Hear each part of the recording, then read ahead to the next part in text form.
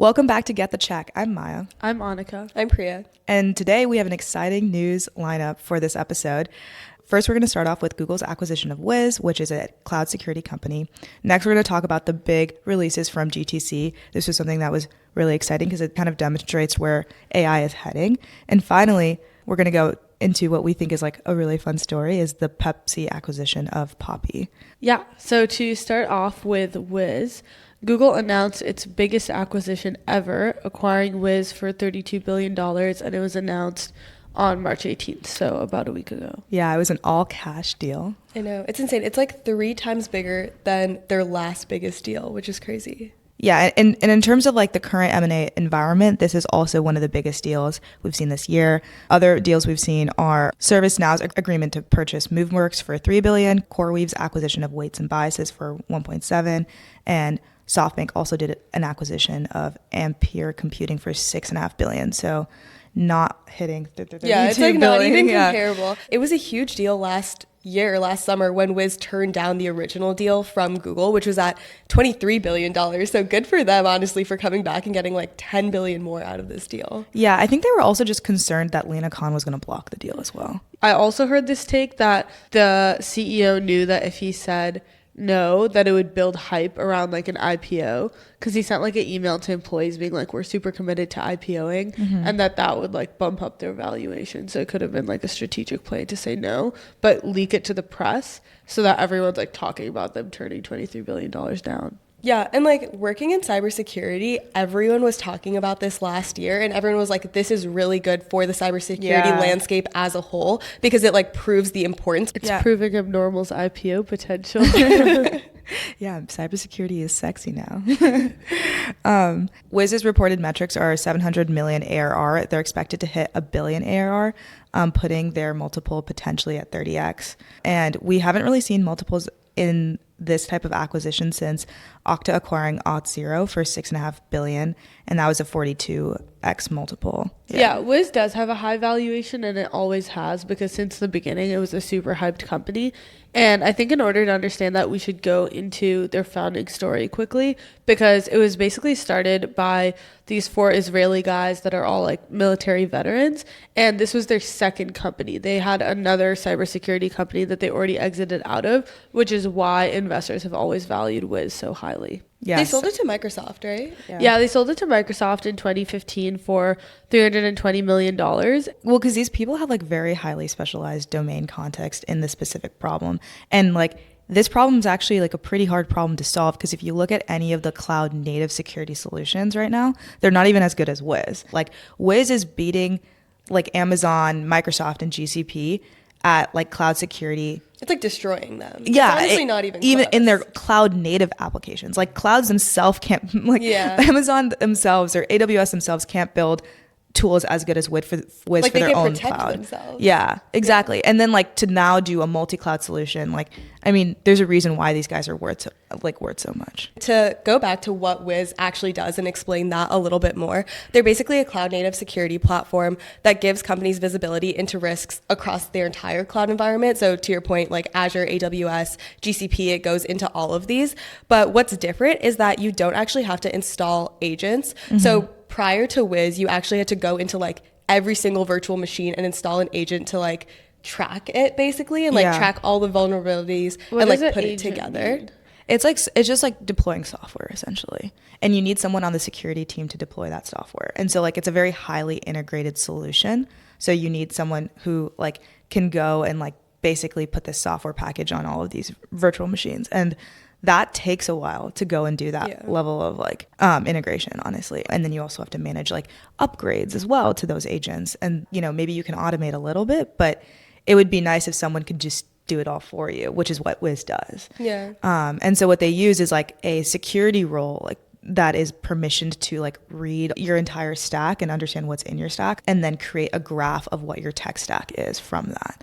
And like creating the security graph is a pretty big deal, because it's something that a lot of other companies don't do. And by creating that, you can correlate like anything from all these different environments and then identify what the highest risk items are, and then alert like the security team about these vulnerabilities. And so it's all about how you're interpreting the data, that's like where the differentiation is with Wiz versus other players. Yeah. And then and I think what Wiz really focuses on now is like also remediation and mitigation. Yeah. And I feel like auto remediation across security is where the industry is moving. Like if you don't have the ability to auto remediate things, then you're probably not that good of a security player, just because like the entire goal is you need less of a SOC team over time. Like you don't want to have to actually have people go in, investigate, and remediate it themselves. And this is where AI plays really well with cybersecurity. And so like actually I watched a Wiz demo, and basically like an AI agent just like opens up a PR to fix the things, and all you have to do is like apply, like literally press apply changes and approve. So it's like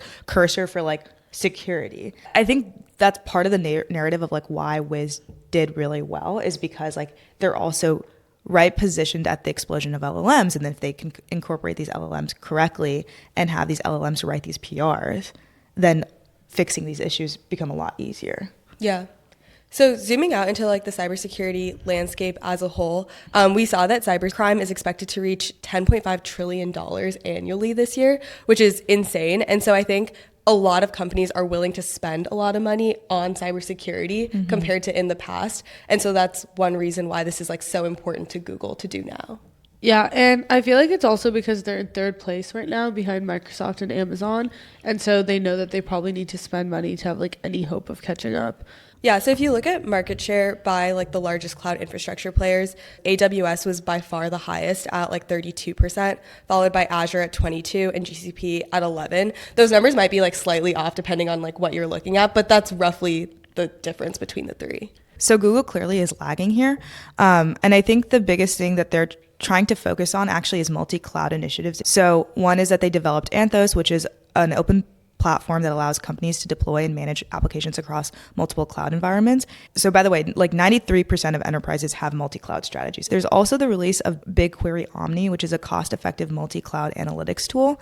I'm not sure how good it is, but I think these two show that they're going after like multi-cloud solutions, and like Wiz fits into that story, because like I think what they're realizing is to gain that market share, they need to go and offer these tools that are like basically offer multi-cloud solutions. Because if you think about it, like if all enterprises basically are on 3 different clouds, and then you're using Google's multi-cloud solution, then you might also up your like resources for GCP basically. That's like how I'm thinking of it. It seems that like if Google's going to pay such a high multiple for Wiz, they also believe that they're not only going to get the revenue from Wiz, but that revenue is going to flood into like GCP in general. The only thing I'd say is that as a multi-cloud player, I like don't think that they can be as objective as they've been in the past now that they're under Google's umbrella. I was looking at a lot of Reddit pages, and a bunch of companies were like, our CISO already told us that we need to go start evaluating other solutions because they're really worried that Wiz is going to have like a GCP first push, which I actually think they probably will end up having, because like Defender for Cloud right now, obviously they also support multi-cloud environments, but like most of their premium features are on Azure. And so traditionally, I'm assuming from like Wiz's perspective, when you're doing feature prioritization, you look at like which clouds are people on. Let's like target the clouds that the most people are using, since that'll have the highest impact for the most number of customers. But now that you're under Google, you do have to think about prioritizing Google first, when that might not necessarily be the best like feature approach. Yeah, it seems like the people who are running this acquisition are going to have to walk this very hard line of how to keep existing customers and even grow your customer base that care about Azure and AWS, but then also how to help the GCP team in general and GCP revenue and prioritize, like what you said, GCP features. It's almost like you don't know like which, like is one step in one direction going to be too much is what I'm worried about, is like it's such a finicky line of like how fast these CISOs are going to like move over. The one thing I was also going to say is like, because I actually don't know this, but because Wiz is an agentless approach to cloud security, it's like not as sticky. Like just as hard as it is to integrate, it's also maybe just as easy to like migrate maybe to a new player who does a similar approach. I don't know. I'm not sure. But that could also be a risk that they're facing. That's true. Like Orca Security, they were Wiz's biggest competitor because Wiz is pretty new. Like, it started in 2020 and Orca Security was already around back then. And they were the leader in the space because they were agentless before like anyone else was agentless. But Wiz basically won just by having a super strong go-to-market team. Like, they were so aggressive in their selling that like they did the same thing. Like, sure, they had a good UI, they had a good experience and all of that, but like the reason they actually won in the market is because like their go-to-market team out go-to-marketed the other team, basically. Well, this also might come to credit for the founders too, because like they might have had previous existing relationships that they like utilized. I think people underestimate like the importance of having good CSMs, especially in a field like cybersecurity where the demographic of people like tends to be older, usually male, and like a lot of people that used to work in the government, like that just is like the cybersecurity demographic. And I think they really value those like personal relationships. And so having a strong CSM team and sales team is like super important in cybersecurity. I never thought about that. Yeah. But that makes sense. Yeah. So zooming out a bit, it's worth going over if this deal is actually going to happen. It is scheduled to happen probably around like 2026. And the big difference, obviously, compared to last year when they turned down the acquisition offer, besides an additional $9 billion, is that the chairman of the FTC was Lena Khan, who is obviously controversial in the tech world. And now it's Andrew Ferguson. And it's interesting because Andrew Ferguson isn't going to be some like rubber stamp on tech M&A. Like he's made it really clear that he wants to stand up to big tech. Trump historically has been anti-big tech as well. I would say it's like more recent that his campaign was funded by like obviously all these tech billionaires. But I listened to one of Andrew's interviews, and I think what stood out to me the most is it sounded like he was saying we're still going to stop things in tech M&A that we feel are illegal, that are like putting the consumer not first, but we're not going to try to create drawn out processes that make it super ambiguous if like action's going to be taken or not, like the way it was with like the SEC and crypto, for example. Yeah, I was also thinking about it from Google's perspective, and they basically can't acquire anything in search. They can't acquire anything in video streaming because they like own YouTube, and they don't have a dominant market share in cloud services. So it's like, what can they acquire like that wouldn't get stopped by the FTC? And like Wiz is probably the closest thing to that. Totally. That like would be worth an acquisition and wouldn't get stopped by the FTC. I think is like kind of the tricky balance there. Yeah, because the DOJ is already suing Google under 2 different cases, mainly related to them having a monopoly in search. And it's unlikely that those cases are going to get dropped just because there's a new FTC. Like they're probably going to be maintained. So it'll be interesting to see how this plays into it, because obviously it is like specifically search or like different areas that the FTC is going after, but it's also just like Google's size. You know what I mean? Yeah. Like if Google had a monopoly in search, but then like didn't also own YouTube, I feel like they wouldn't be as much of a target, even though like the actual case is about search. Like it definitely matters that they're like one of the biggest companies in the entire world. If I had to do a pod prediction, I would say that it'd go through. Well, Google's actually betting that it will go through because they agreed to a massive $3.2 billion termination fee if the deal collapses, which is basically them saying that like, yeah, they think that it'll go through because it's a huge proportion of like the actual deal size. And normally termination fees are not that large. Yeah. We've also seen, I think, the landscape start to open up a little bit. Like there's IPOs coming out with like CoreWeave, then Klarna, and most recently StubHub just filed, I think like on Friday or something like that. And so the IPO market, the M&A market, all of it seems like there's more activity happening. Obviously, we don't know what'll end up happening, but I think it is in their favor. The other thing I saw was that Trump fired 2 of the FTC chairs. Oh, I didn't see the two of the Democratic commissioners, and basically it's like under lawsuit right now on whether or not he's allowed to like I actually did see that. if he's allowed to fire them. So essentially the FTC is traditionally staffed with 5 members, 3 from the president's party and 2 from the opposition, and it is mandated by law to ensure a bipartisan composition according to 15 USC 41, which basically says not more than 3 of the commissioners shall be members of the same political party. Right now, there's only 2. And Lena Khan left. And because like Lena Khan left, so that's vacant. And then Trump also fired 2 of the Democratic ones. So basically, there's 2 out of the 5 that are filled right now. So are they allowed to vote? Like if there's only 2 of them, or do you need a full FTC? I actually have no clue on how the FTC is run, but I don't know. But essentially, they're suing over this. And in 1935, there's this thing called the Humphreys Executor Decision, which upheld limits on presidential power to fire independent agency members. And they're trying to figure out whether or not this like follows under that. But essentially, it shows like it's weird because like it shows that like Trump was originally anti-big tech. Andrew Ferguson is like pretty anti-big tech. Trump fires 2 Democratic officials. He's probably going to try to put people who are like maybe pro M&A, like more of the pro M&A environment. And so people, I think, are also betting on like the restaffing going through.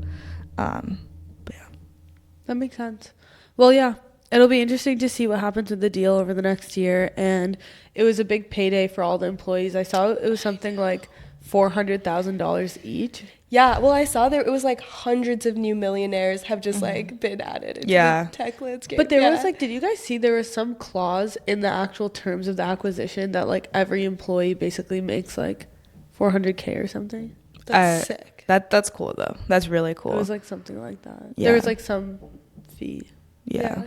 It's also a really big win for the VCs. Index invested in their seed and has been doubling down pretty much every round, and they're set to earn $4.3 billion. Sequoia will clear $3 billion.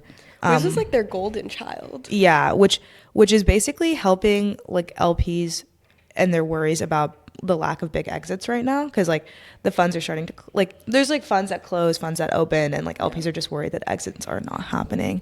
But this helps out a little bit. Exciting. Our next story is Pepsi's acquisition of Poppi, which is a quote-unquote healthy prebiotic soda. They acquired them for $1.95 billion with another $300 million in cash tax benefits, making the net purchase price like $1.65 billion. It's also crazy considering their last valuation was at $400 million. I know, it is crazy. And Pepsi shares were up 2% after the announcement. It was really funny to see on TikTok because the angel round for Poppi was back in like 2020. So a lot of influencers, which totally makes sense, invest in this brand considering it's like consumer and trendy and healthy. And so I saw like Griffin Johnson's girlfriend, like the TikToker, being like, thank God like my boyfriend invested in Poppi, because each angel saw like an 88x return. So if you put like 5K into it, you now have 400K. Yeah, no, and I think it's so smart that they did this because all of these brands obviously use influencers to market their products. Yeah. But Poppi took this a step further in actually having them have a stake in like what they're marketing. Yeah, which makes you want to market them even further. Yeah. Which is actually pretty unique and not done in the like food and beverage industry in general. Another person that invested was Alex Earl. And so this was more recently. So I think they've been taking on angels just like as time goes on as well. It's estimated that she has like 1% of Poppi, which is kind of crazy considering she got in last year in 2024. Wow. Okay. But like she got in at the previous valuation, obviously. And so I did the math on it. And if it's true that she has 1%, her payout is almost $20 million. Wow. Which is crazy. Wow. That's crazy. Big bucks. Damn. I wonder if she did the Super Bowl ad for free. Definitely not. Yeah, she did a Super Bowl ad. They also gifted like 32 influencers vending machines, which they came under a ton of fire for doing because it was seen as like wasteful, because these influencers just had like vending machines in their house that were Poppi branded. Yeah. They've definitely used their fair share of influencer marketing. Alex Earls also recently partnered with like Sip Margaritas, which also isn't her brand, but she's known to be like one of the biggest investors in it. And she's doing all the marketing for it as well. She actually made a video talking about it, and she was just saying, oh, I looked into making like my own brand, and then I decided to like invest in existing brands that I love. And she was talking about it from like a personal interest perspective, which I'm sure is like also true. But I think it is a smarter investment decision too, because the amount of work she has to put in probably goes down a lot too. Yeah, definitely. Yeah. And yeah, so it seems like a win-win. I guess going into the background of the company, they actually started as a home brewed beverage sold at farmers markets by Stephen and Allison Ellsworth, who are husband and wife, which is cute. I think their original brand was called like Mother. Yeah. And if you see the bottles, they're really ugly. So they've come a long way. It was called Mother Beverage. Yeah. Yeah. And they pitched their product on Shark Tank and actually got a $400,000 investment from Rohan Oza. After the show, that's when they then rebranded to Poppi with like all the new marketing, the new name, all of that. Yeah. And he owns 25% of the company, right? I don't know exactly what it is, but I saw a lot of rumors that like he potentially got out of it. Or at least partially got out of it like prior to the acquisition. I don't know if that's true or not. Because I was going to say if he owns 25% of the company still. That's crazy. Yeah. They rebranded to Poppi in 2020, and then revenue surged from local sales to $100 million annually by 2023. Yeah. So the rebrand was definitely worth it. And they're basically everywhere. They're in like 120 retailers, Whole Foods, Target, Costco. Now we just seem like an ad, but they're not paying us. I mean, yeah, it's just like a household name at this point. Yeah.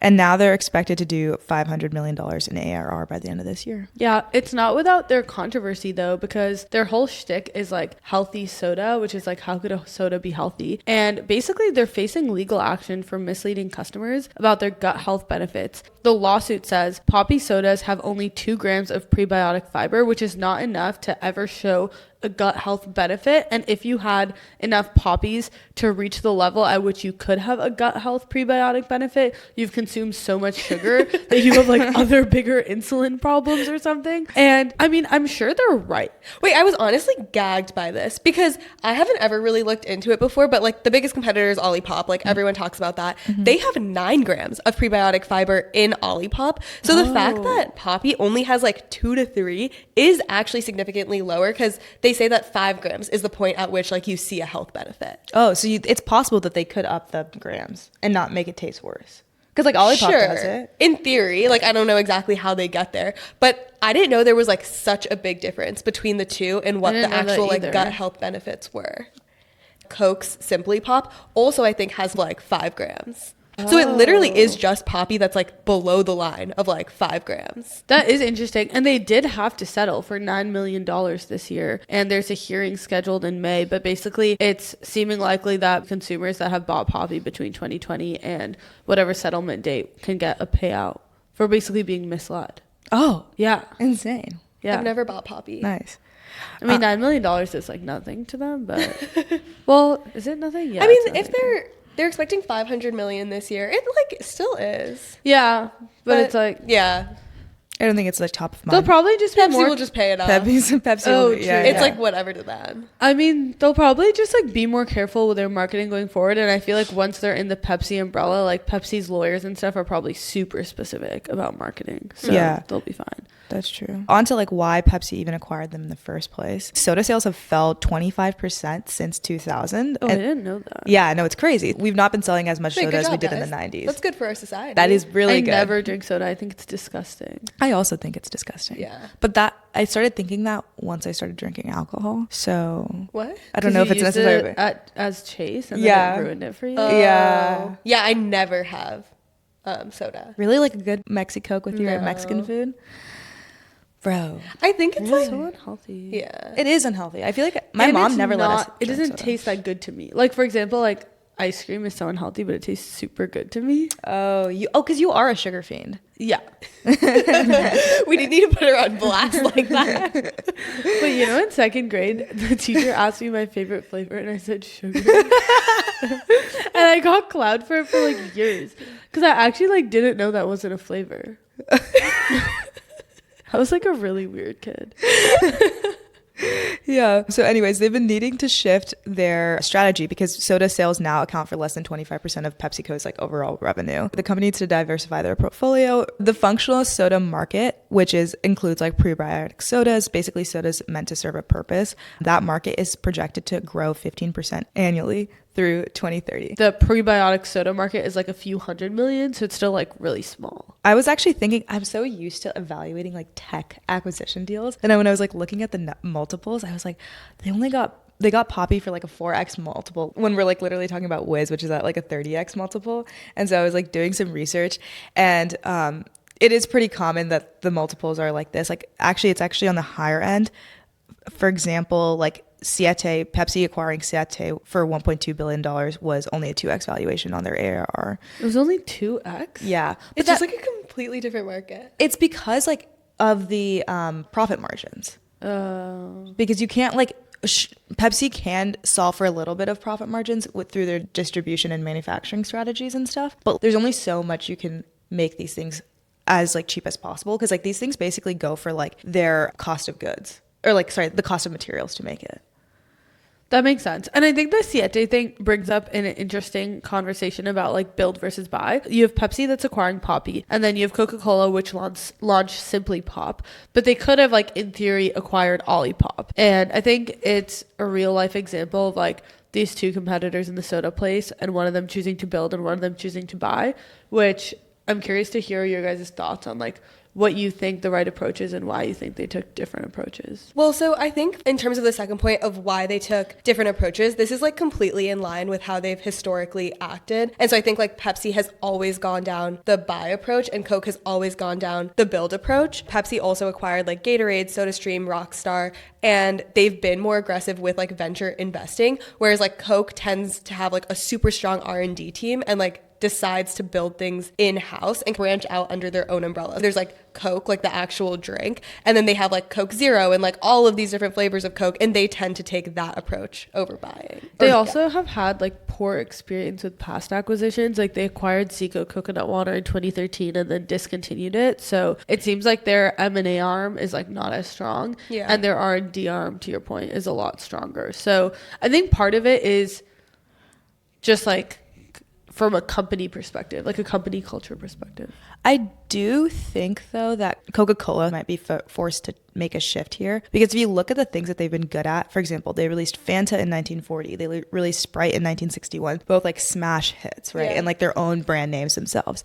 Coke Zero, that was in 2005, and we haven't seen like a strong release from them in the era of social media, and I think like that makes a huge difference here. Is it possible for a corporation like Coca-Cola to be able to connect with Gen Z and the social media crowd to be able to build a food and beverage brand the way that they're being built right now? And the answer to me, I think, is no, because we haven't seen something that has come out. Do they need to necessarily do this? Not really, but now that we're seeing the shift towards prebiotic sodas, like that's why they're going to go with their normal approach, but I don't know if they'll be able to actually run a brand like Poppi. Yeah, that's true, because basically Simply Pop is coming out of their like Minute Maid Simply Beverage umbrella, which like to your point, like Minute Maid is what I think about like elementary school. I don't know, like it's nothing like recent or cool necessarily. So yeah, I definitely see that point. Yeah, and I haven't seen much like Simply Pop marketing versus like I see Poppi marketing all the time. Well, it also came out last month, so yeah, but I feel like if you're launching a product like that, you probably have a big marketing push in theory. That's true. And like the few times that Coke has acquired businesses, it like typically has done well. Like their vitamin water one didn't do well, but they also did acquire Topo Chico, which is like now a huge name, and they're building out Topo Chico hard seltzer under their brand and doing all of that. So in that scenario, it really helped them. I would say like Topo Chico is probably the hypest brand that I know of. Wait, Topo Chico is that brand. And what's so funny is in my office, we did a blind tasting and it came out like last in like the really? Yeah, it did. And like that's how you know it's a brand. Like That's I'm not crazy. even joking, the Kirkland like sparkling water did better. That's actually crazy. I want to do that. Yeah. So to your point, it's all about brand. And it's like, do we think Coke can make a brand? I actually don't think that like Simply Pop will do well, but I don't think it'll do well either, because I think like Poppi and Olipop are already two huge competitors in this space, and no one really considers anything outside of the two of those. I think one of the big takeaways from this whole story for me is about how even the most gut-friendly, nutrition-positive brands end up being acquired by some mega giant like Pepsi that's basically like ruined the health of America. It's kind of ironic. I also like kind of disagree that they are an actually healthy brand. Just in general, I think there's so many brands that brand themselves as being healthy, but they're not, which is like the reason they're in this lawsuit in the first place. It's just like a shift in the industry to brand yourself as much as possible, but not actually provide any health benefits. It's like when companies greenwash for climate change. Health wash. Well, it's hard to grow like a good tasting brand that's healthy. Like America is just going to want something that like looks good, but they're really going to evaluate it on taste. That's what creates a return rate. Like food and beverage industry really cares about repeat customers. And to the being venture backed point, I feel like building this brand requires like slow, steady consumer growth. But when you're venture backed, they don't expect that. Like they're used to operating like a tech company and getting not only like multiples like that, but just like growing in that way. And so I think the organic growth that you need to build a super strong food and beverage brand doesn't align with the venture framework. There's also no consequence, right? Like maybe you settle a $10 million lawsuit along the way for misleading customers, but like overall you end up on top. I was gonna say like this is similar to RX bars. Like RX bars used to be like all the hype, and then they got acquired, and now everyone's like, whatever. No one likes them anymore, but they were what everyone wanted at some point. Exactly. Even And like Siete too. Like when my whole TikTok feed when Siete got acquired was like, I'm never eating Siete again. TikTok's like dramatic, so I'm sure people are still eating Siete. But when Pepsi acquired Siete, they haven't changed any of the branding. Like it looks the exact same. Yeah, and I'm sure they won't. they try not to. Yeah, they might change like some of the formulas though. Like it'll be interesting to see if like Pepsi, for example, like adds more prebiotic fiber or like anything else. Well, hopefully, otherwise they're gonna keep being in lawsuits. True. Nice. So with that, we can move on to GTC, which is Nvidia's annual conference and also competes with our brand, also GTC. Jensen Huang calls it the AI Super Bowl, which I think is kind of funny. Wait, that's so he true. dresses the part. He's always in like a black leather jacket and a glass of wine, just walking through the crowds. Yeah, it's so cool to see. I mean, in general, GTC was always a smash hit this year. It becomes a bigger and bigger deal as well. I also think the fact that they've lost a lot of their market cap recently means like more people than ever are watching this conference to see if the demand for Nvidia's chips is going to like increase or if it's like a different phase of AI where like we don't need as much compute. Yeah, so with this story, we're planning to cover 3 big stories from the conference, which is the updates around the GPUs, specifically Blackwell. Then we'll go into the personal AI supercomputer, and then we'll also touch on NVIDIA's partnership with GM, as well as Groot. I love Groot. It's so cute. The cute little robot. Well, Groot Blue is the cute little robot. Blue is the robot. Groot is like the model. Yeah. But yeah. Yeah. So basically, they announced the Blackwell Ultra, which is the B300, which is their next gen GPU. The original Blackwell model was announced last year at GTC, and this was a new architecture. Prior to this, they were using the Hopper architecture. We've talked about H100s, H200s on this podcast before, so that was all the Hopper architecture. And now they're moving to Blackwell. The Hopper GPUs are basically have built the current generation of AI models that we see. Grok 3 was trained with 100,000 H100s. And the biggest difference between Blackwell, like there's a good amount of differences between the Blackwell architecture and Hopper architecture.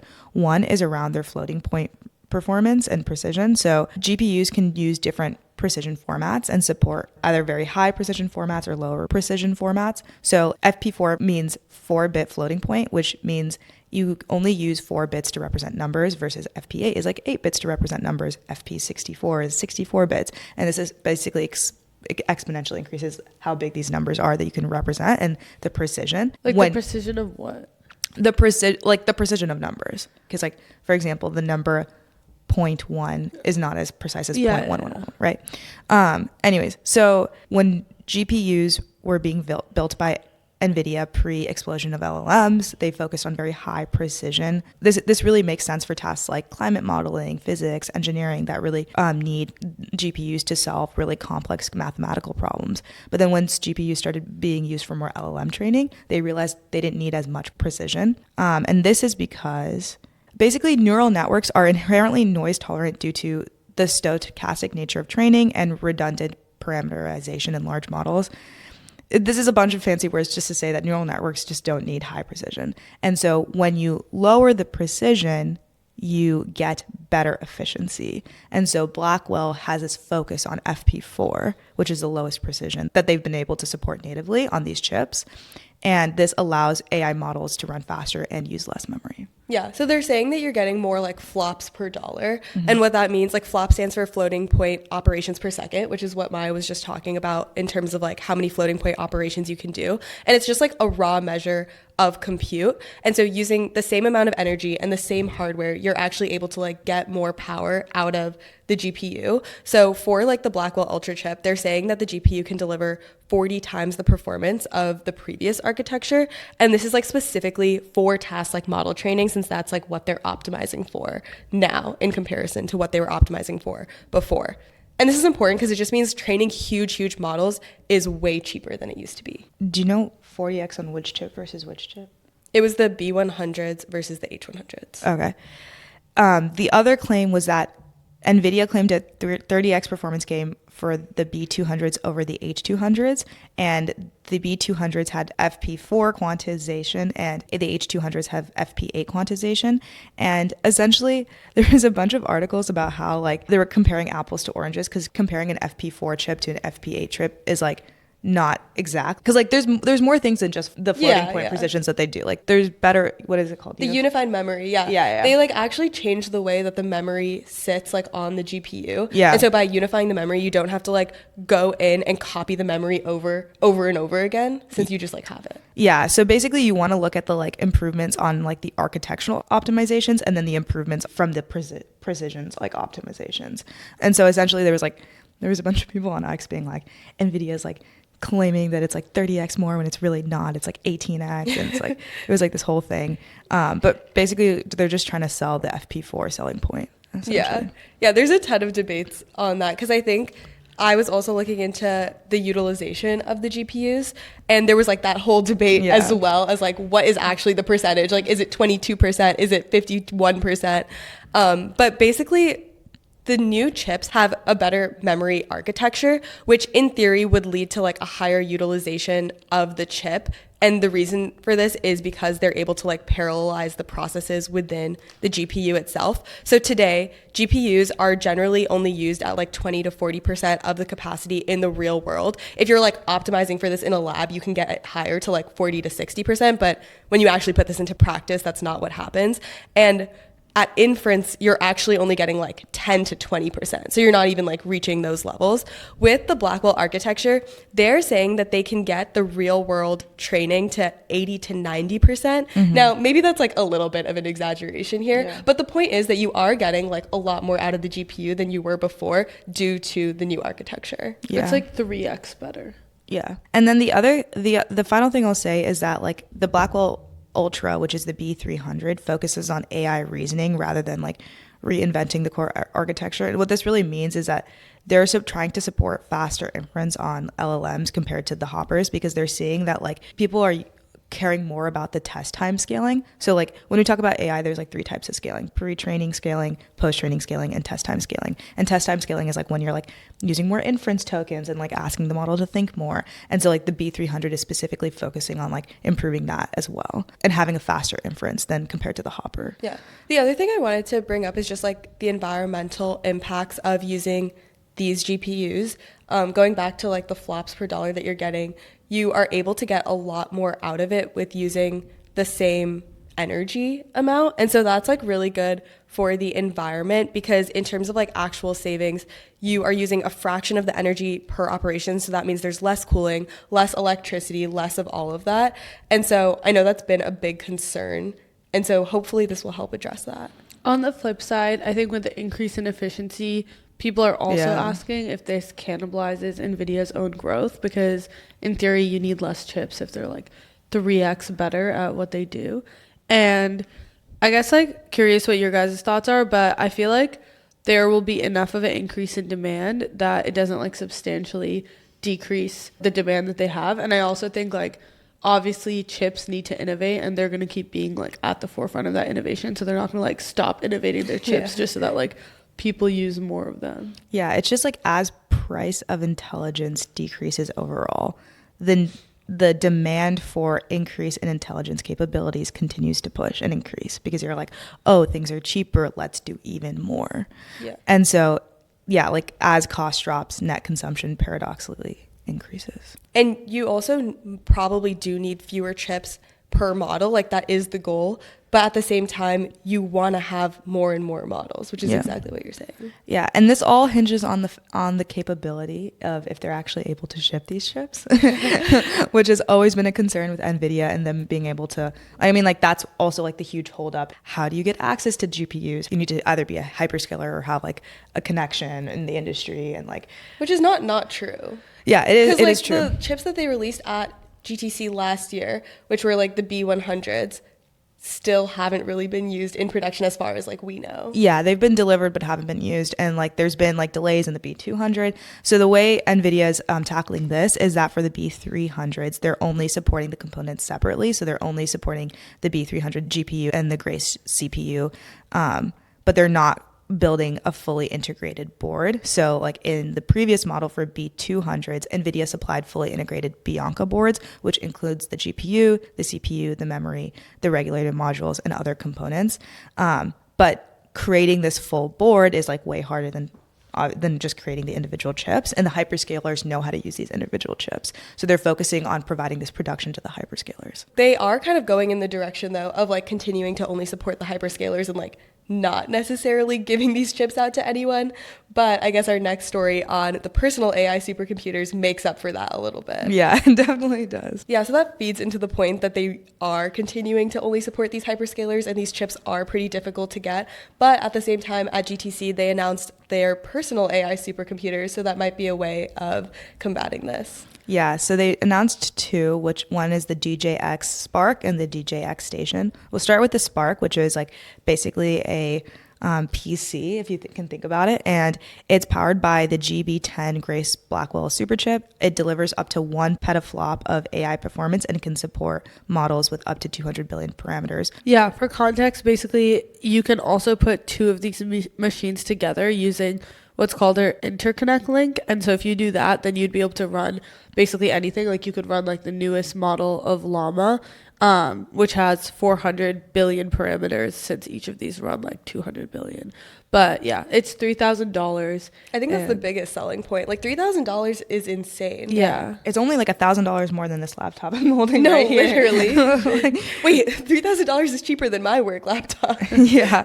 As Priya's come under fire for on the internet. Yeah, and what it unlocks is that researchers and developers can now prototype, fine-tune, and run large AI models locally on these desktops without relying on data center resources. And this obviously just makes things faster because you don't have to depend on cloud computing, you don't have to depend on continuous internet connectivity, you don't have to worry about data sharing requirements, which you is don't like have to like hack a little rig together, buy all of these different purchases. Wait, it's so funny because when I used to work in the Microsoft office, there were a ton of GPUs just like sitting on the 4th floor that were there, and sometimes we used to go up there just to go look around, and they were all sitting there, and people were like, can I just take this home? Is that illegal? Yeah. Like no one ever did anything, but it's crazy because like they're like $100,000 GPUs just like sitting there. Yeah. Meanwhile, people are like begging for GPUs. No, and that's meanwhile, people are begging for like 10K. Well, they have like hundreds of like $100,000 GPUs just like sitting there. Yeah, and I mean that's the whole thing, is that you're sitting there like waiting for your cloud computing resources, right?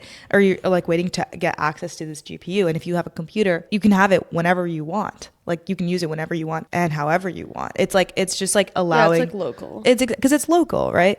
And so it's like akin to like the introduction of like the PC, where when people started having personal computers, like they were able to start building software applications themselves, and a bunch of hobbyists emerged. Researchers can do things, college students can do things. I think academia will actually like hugely benefit from this, because a lot of colleges just like don't have the grants or the funding to purchase especially now. GPUs. Yeah, especially now. And so I think having things like this will be really good for academia and research. Yeah, I mean, not in like the huge AI labs. It moves AI's center of gravity from cloud computing providers to these individual creators, which is nice. I also think that as there's like the trend of 1 or 2 people starting like a full-fledged company, it also makes that easier too. Yeah. And it kind of goes into our conversation earlier about how Nvidia isn't cannibalizing their own demand because they're also increasing their customer base with like moves like this. Yeah, it is a pivot for Nvidia, because since they traditionally focus on like large enterprises, hyperscalers, like all of this, and now there is a shift to like building a consumer product, because it's kind of been like gatekept in the past. The one question I have though is, how can you buy a DJX Spark? Like, is it going to be easy to buy a DJX Spark? I have no clue. I feel like they'll sell out quickly. It's available for reservations right now, but how do Are you reserving one? I don't know. Maybe I should, honestly. Wait, you should. But I don't know if anyone can reserve one. I have to look into this. Well, you're a tech podcaster. I'll be like, hey, GTC is covering GTC. Give me a Wait, we should try to get an Nvidia sponsorship. That would be sick. That would be sick. But yeah. I don't know if they're focused on micro-influencers. Probably not. It's okay. But yeah, I'm excited for what this does for the AI industry in general, and what this does for like the individual creators. Yeah. And we didn't touch on this, but there's also DGX Station, which is basically just like the desktop computer version of it for more demanding AI workflows. Very similar to the Spark. Nothing hugely different. It's just a little more powerful. Yeah. And then that brings us to our third story from this conference, which is the GM and Nvidia partnership. And historically, Nvidia has been very involved in the autonomous vehicle industry by supplying GPUs to all the companies we know, like Waymo and Tesla. And they also have an autonomous vehicle platform that is called like Drive OS, and it's basically real-time AI processing and integration of advanced driving. And now they have a partnership they've announced with General Motors specifically. Yeah. So they already had a partnership with GM to do the things that you were saying, like training the AI models for simulation, validation, but they now expanded it even further to include like plant designs, operations, things like that. So some of the things that they'll be using is that now GPU will also use NVIDIA Omniverse with Cosmos, which will help train AI manufacturing models. And they're also doing the whole like digital twin situation with factories. So they'll be doing that to optimize like production processes. And finally, they'll be training their robotics platform as well. Yeah, the digital twin thing is interesting because I remember when we consulted for Bright Machines in college, like maybe 4 or 5 years ago now, Bright Machines was like working on digital twin technology. And I remember researching it a ton, and it was like very new. And everyone was like, we don't know like if this is just like all hype or like something that can actually be done. And now I feel like I've just been hearing it a lot more recently. But maybe that's just like random, but I feel like... I mean, I think it's like because of Palantir. Yeah. Yeah, but like Yeah. they were able to do it. Yeah, like I think like Palantir like popularized the idea of it, and it is like the best way for manufacturing to work. So it just like makes sense that everyone's using it now.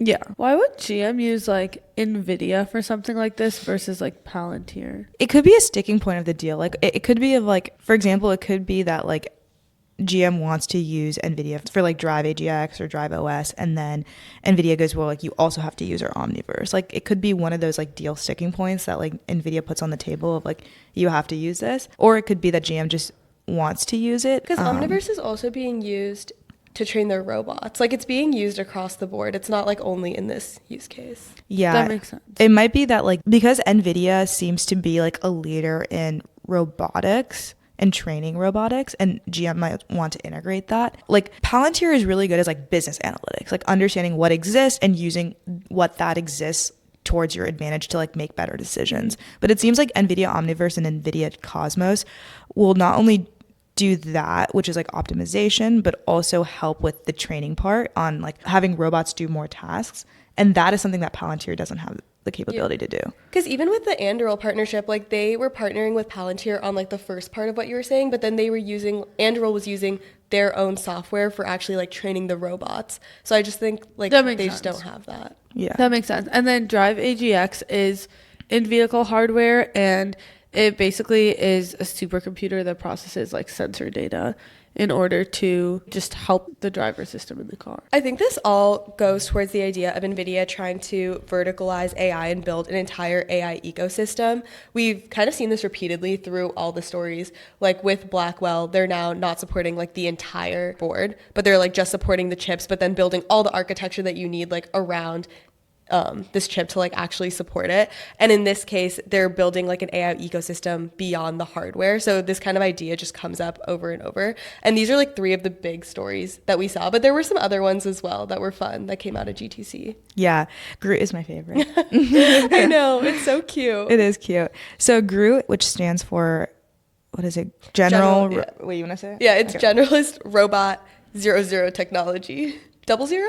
00. I think the 00 was for the ooh part of the Groot. Yeah. I think they just wanted to name it Groot. Yeah, it's a humanoid robot foundational model, and it's open sourced, and it's the world's first open sourced foundational model for humanoid robots. This model is aimed at accelerating robotic development, obviously, with integrating like physical AI and real world physics and understanding. So like taking in the inputs of like what your like visual processing and other sensors, and how you're like moving through the world physically as an input, rather than just like typing words and asking questions. I think this is so cool. And I actually made a TikTok about this morning because I think it's fascinating how in robotics, we try to program every single little action that a robot could take, but it's like you can't predict what a human is going to do. Like humans are the most unpredictable things that exist. And so now we've gone full circle to let's just train the robot the way babies learn how to exist in the world. Yeah. Which is so funny. And like, it all makes sense. It's like, Yeah. duh, why didn't I think about that sooner? But the idea is like, teach this robot how to like exist in the world, take in like all these data signals, and then using Omniverse, that's like what they're able to use to then like extrapolate like a million scenarios out of like one scenario. So they'll like visualize something, and then it's like, okay, this is how it worked in this scenario, but let's tweak it and create a million other scenarios of what could have happened. And so that's like how they're training these models. But I just think it's like so full circle. It is. And seeing that little robot on stage, what's his Blue. name? Blue. Yeah. Yeah. Oh my God. 'Cause that So was cute. Partnership with Disney Research. Yeah. And one of our friends was there for it, and they said that they showed it on the screen and you like didn't know it was gonna come out, and then it actually came out. I know, I watched Seemed the like keynote, a Disney yeah. character. Yeah. No, it does. It like feels like it could be in WALL-E. Yeah, no, You know it what I- does. yeah. It does. Yeah. Yeah. And I was just, dude, but then at the same time, when I saw the video, I was like so fascinated, and then also just like this huge pit in my stomach, like because I realized how close we are to like real humanoid robots. And like We're actually really close. we're really close. Yeah. You know what's so funny is we work with like a robots company at my work, and basically they said if we ship the product that we're going to ship, they're going to give us humanoid robots. That's crazy. No, I'm not even joking. They'll give us one for the office. And I'm like That's so motivated to insane. ship now. But anyways. Yeah. No, we actually are, because one of the other demos that they showed at GTC using Groot was like, I think it was Neo. I don't know if you saw that one, but they've like designed the humanoid robot to actually look like a human, because they put like not skin, but it's like some sort of material over it. No, like it looks totally normal. Like it looks like a robot, but it's, you can't see like the individual, like, you know how you can Yeah. see a robot moving usually? It's like fully covered in like a skin basically. And the video was just like him doing the dishes next to you. So it's like you wash the dishes, hand it to him, and he loads it. That's And I was crazy. like, whoa. And it was like real. Like they actually were able to do it. And I was like, this is insane. That is insane. That like this brings me to like iRobot. You remember that movie? So I watched it when I was like 5 or 6 or something like that, and I've had nightmares like ever since. Like and I have like Like, recurring to this nightmares. day? Yeah, because it's like the robots like basically like hound him over the car or something. There's like this crazy Yeah. scene, and it just like freaked me out as a child. And now that we're actually seeing humanoids like Yeah. that is really scary to me. We I'm saw super down. like pretty realistic robots at the Sphere in Vegas. Yeah. And they were like talking to people, and there was like a little girl, and they were like, "Oh, who's the person next to you?" And she was like, "Oh, my friend." And then the robot was like, "I would love to know how to make friends. Like, can you teach me?" That's creepy. And that it Yeah. was unprompted. Like it was an unscripted thing. She was just like in the audience. That's crazy. Yeah. It is crazy. And he was like, "How old are you?" And she was like, 4. And he was like, "Oh, I'm like 2. Like, we're so similar in age." And I was like, "Oh my God." But yeah. And then I guess like the other big thing is like Nvidia is also opening their quantum lab. Yeah. So this is in collaboration with Harvard and MIT's quantum groups. They are calling it the NVIDIA Accelerated Quantum Research Center. Nothing exciting. Everyone is going. I feel like quantum's having a moment. We've been talking about quantum. Yeah. So much It is. recently. They're It having is. it's having a moment. I mean, I think these are just forges in the fire. Yeah. But yeah. Cool. Well, that was a super fun story to listen to. Moving on to my favorite segment of the pod, which is companies that won't get our check. Deal. Every week we've done won't get our check. We need a would get our check soon. Next yeah, week. we should do that soon. We also like stretch the bounds of like what fits in companies that won't get our check, because like we're doing Deal this week, but they might have gotten our check pre this lawsuit coming out. So it's not like we would have done Like any good. last week we would have given them our check. This week, not so much.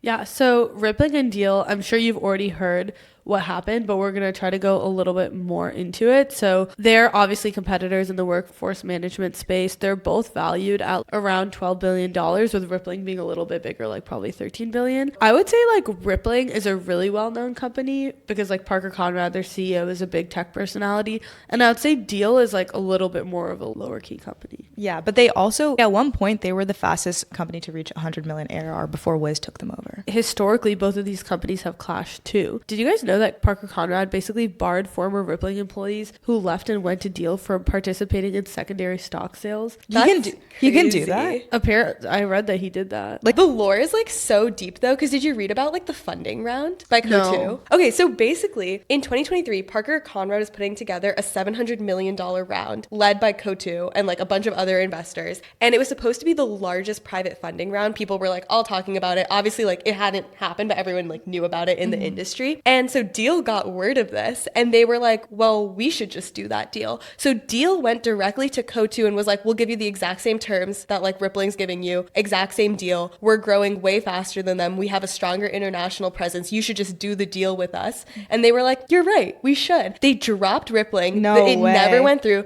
Deel got the exact same terms of that deal, probably why they're valued so similarly. And they just took the deal like right under Parker Conrad. But then why does Co2 like want to do it with Deel over Rippling? Like, what's the benefit to that? Because they were growing faster. Yeah, the argument was that they're growing faster and they had a stronger international presence than Rippling had. And like I'm sure they said something to them. Like, I don't know. Speaking of international presence, like the other tidbit I found is there's a Rippling investor that's tied to a lawsuit in Florida right now accusing Deel of violating Russian sanctions. They just like have all of these like little proxy wars going on basically. Yeah. But to get into the allegations, I mean, most of you have probably heard about it by now on a high level, but Rippling filed a lawsuit on March 17th that Parker Conrad also tweeted out, accusing Deel of orchestrating a corporate espionage scheme through Keith O'Brien, who is a Rippling employee in the Dublin office.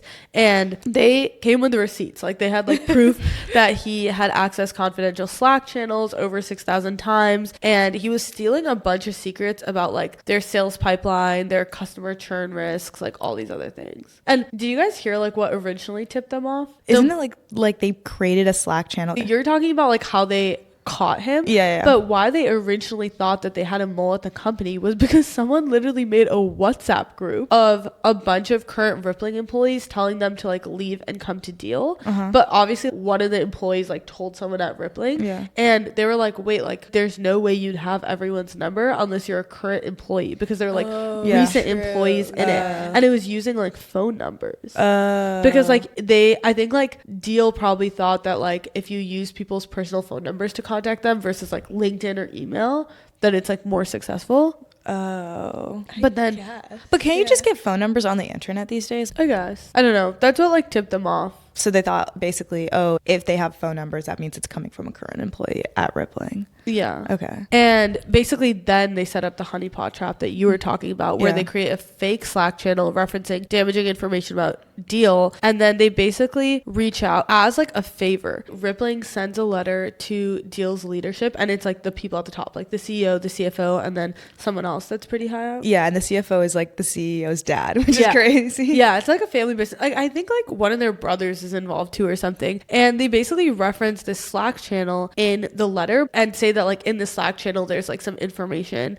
that's like compromising about Deel, but they don't actually. How does that even come up in the letter? I'm so confused. I think they were doing it as a favor, right? It's a setup. Well, I know it's a setup, but I'm saying like what like guys did they go under? Rippling has their legal counsel reach out to Deel and say that like there's like certain people at Rippling saying compromising things about Deel, and in the legal notice there's screenshots, and one of the screenshots has like a bunch of things blacked out of it, but they purposely kept the Slack channel name not blacked out, and then the next thing you know, the mole is like searching for the Slack channel name in Slack. That's crazy. And they have the history. Like Slack I guess tells you every single thing you're doing. Yeah. You can track like your entire life, like everything that you're doing in Slack. Yeah, so they immediately identify who the mole is. They go to the courts, they get an arrest warrant, and then they go to the office to arrest the guy, and he runs into the bathroom, flushes his phone down the toilet, it seems. They like search the plumbing for his phone and stuff. It was like insane. Oh, really? I think so. That's crazy. And he runs away, and they basically tell him, they're like, if you run away, like that's illegal and you're not allowed to. And he's like, I'll take that risk. And sprints away. So now Deel's like denying all of it, obviously. Yeah. But clearly There's, they like, did so it. much So yeah. There's like a lot of evidence. I don't know what the conclusion here is, besides just the fact that some of the tech rivalries have gone insane. Yeah, we've also like covered so many of them on the pod, like the Databricks Snowflake. Yeah. Rampbrex. Yeah. Rippling Deel. Oh, I wanted to talk about like whether or not the individual employee DS should be like held responsible and like face prison time, or if it should just also just be mainly on the employer or Deel. I mean, he is like, the mole is the one that was actually doing the work. I guess like maybe there's an argument somewhere that he was like coerced into it for like whatever reason, but from like what I know about the case, I would think like both of them would face. And there have been past cases where the mole in corporate espionage is sent to jail. Yeah, there's like the Victor Lee case where a former research scientist at Avery Dennison was charged for like wire fraud, and he transferred trade secrets to 4Pillars, and he was sentenced to 6 months. It's like light work. Yeah, that was no, but the sentencing is normally like on the lower end. Like, yeah, I think it's more of just like people would know not to hire you about him. Like, it's also like a really bad look for Deel. Like, I feel like Deel is gonna have a harder time hiring people. Like, I would not work for a company that's been caught up in that. That's true. Would you? What if you were like a company that like uses Deel? Would you like stop your contract or no? I think I would pay attention and be like, that's a weird thing to get caught up in. Yeah, I guess my question is like, does this lawsuit like hurt Deel's chance at like a decent exit, like either an IPO or an acquisition, because like they're still a private company, right? It definitely hurts their brand image. That being said, they're in like B2B SaaS, so it's not like the end of the world. I think in the long term they'll be fine.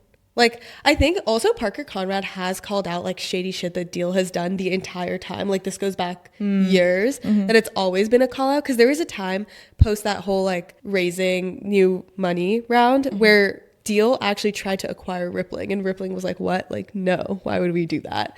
But I think that in the long term, it'll just like be whatever. Really? Because I feel like the loss of talent that you might get from like a lawsuit like this is like potentially damaging enough to not turn the company around. I also think that like, you know, if your company is doing shady things though. Really? And I think like internally, like, sure, this is like definitely extreme, obviously, but I think that you have an idea of how your leadership is and like how far they would go in a lot of scenarios, and I don't think it's like that out of left field usually. Have we seen any like big case of like corporate espionage like this happen in like the startup world like recently?